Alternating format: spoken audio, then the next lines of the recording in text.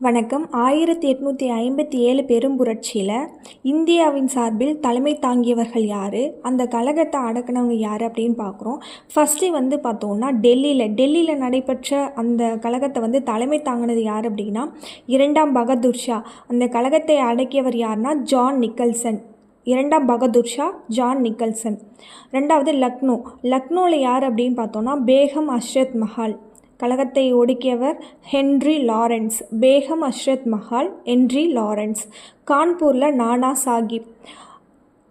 கழகத்தை ஒடுக்கியவர் பார்த்தோன்னா சர் காலின் கேம்பல். இந்த காலின் கேம்பல் அப்படின்றவர் 2 இடத்துல பார்த்திங்கன்னா கழகத்தை அடக்கியிருப்பார். எந்த இடத்துலனா கான்பூர் மற்றும் பிரெய்லியில் இந்தியா சார்பில் தலைமை தாங்கியவர் யார் அப்படின்னு பார்த்தோன்னா கான் பகதூர் கான். கழகத்தை அடக்கியவர் சர் காலின் பெல்.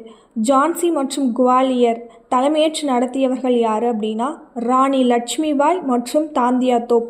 இவர்களோட அடக்கியவர்கள் யாருன்னா ஜெனரல் ஹெக்ரோஸ். பீகாரில் கன்வர் சிங். அடக்கியவர் யார் அப்படின்னு பார்த்தோன்னா வில்லியம் டைலர்.